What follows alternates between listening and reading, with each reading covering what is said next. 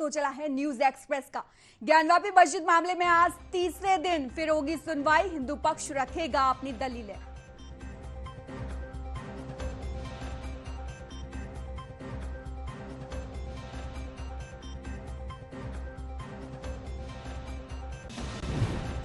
कांवड़ यात्रा को लेकर गृह मंत्रालय ने जारी की एडवाइजरी, सुरक्षा बढ़ाने के दिए निर्देश।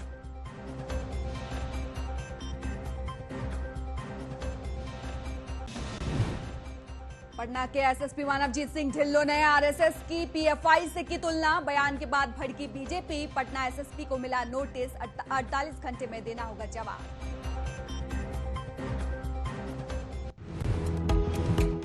भारत जोड़ो यात्रा और आगामी संगठनात्मक कार्यक्रमों पर कांग्रेस पार्टी के मुख्यालय में बैठक। इस बैठक में प्रदेश कांग्रेस कमेटी अध्यक्षों के साथ प्रभारी महासचिव और राज्य प्रभारी शामिल हुए हैं।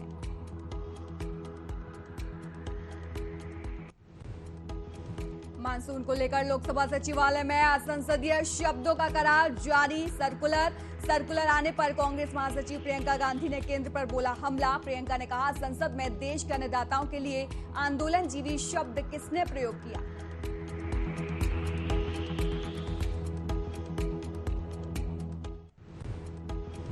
कर्नाटक में बीजेपी करेगी 2 दिवसीय चिंतन मंथन बैठक में विधानसभा चुनाव की रणनीति पर चर्चा की संभावना। बैठक में आरएसएस के नेता होंगे शामिल।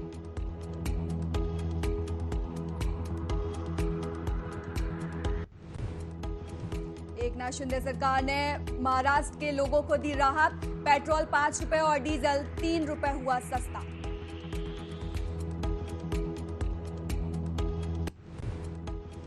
उत्तर प्रदेश की एक स्थानीय अदालत में ऑल्ट न्यूज के सह संस्थापक मोहम्मद जुबैर को गुरुवार को 14 दिनों की न्यायिक हिरासत में भेज दिया गया।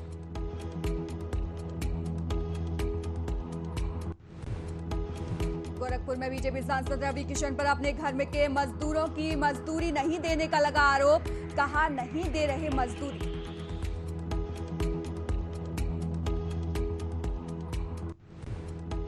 श्रीलंका से भागे राष्ट्रपति गोटबाया राजपक्षे मालदीव भी छोड़कर भागे। अब सऊदी अरब में हो सकता है अगला ठिकाना।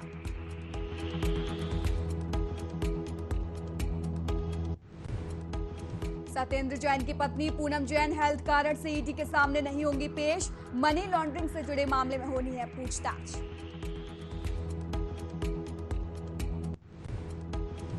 मानसून सत्र से पहले कांग्रेस संसदीय समिति की बैठक।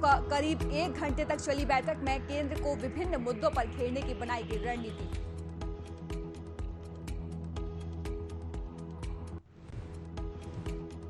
एनडीए के राष्ट्रपति पद की उम्मीदवार द्रौपदी मुर्मू के खिलाफ कांग्रेस नेता की अपमानजनक टिप्पणी के बाद भाजपा ने ओडिशा, झारखंड और अन्य आदिवासी बहुल इलाकों में विरोध प्रदर्शन किया।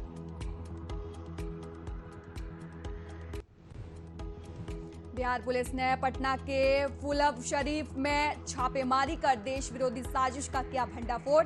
पुलिस ने नया टोला में 2 संदिग्धों को किया गिरफ्तार। आज से सावन महीने की शुरुआत। वाराणसी, उज्जैन समेत देश भर में मंदिरों में उमड़े श्रद्धालु। सावन मास के साथ ही कांवड़ यात्रा की भी शुरुआत।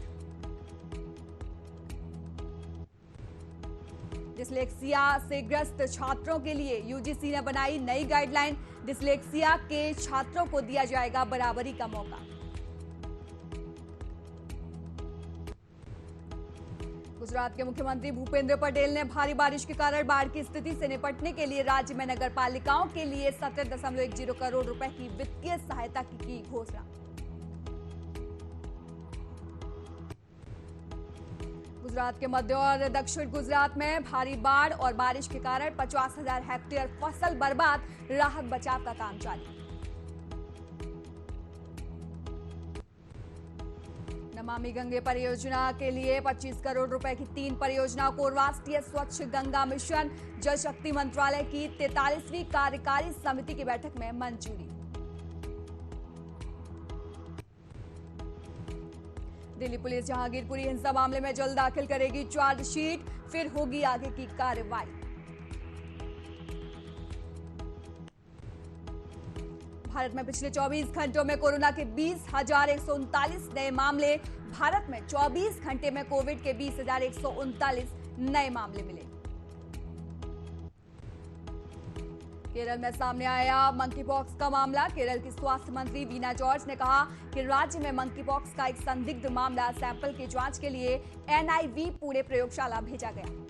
श्रीलंका में सरकार विरोधी प्रदर्शनकारियों ने राष्ट्रपति भवन और अन्य सार्वजनिक भवनों को वापस सौंपने का किया फैसला।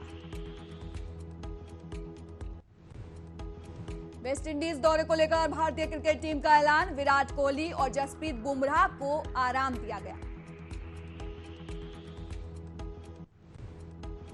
भारतीय शटलर पीवी सिंधु, एसएच प्रणय और साइना नेहवाल ने अपने दूसरे दौर के मैचों में जीत दर्ज करके सिंगापुर ओपन 2022 के क्वार्टर फाइनल में जगह की पक्की।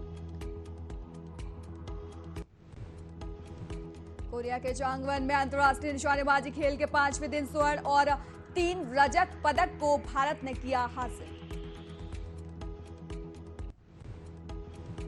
महाराजगंज में केंद्रीय वित्त राज्य मंत्री पंकज चौधरी ने भगवान बुद्ध के ननिहाल बनरसिंह कला देवदेक्स में करोड़ों परियोजनाओं का किया शिलान्यास।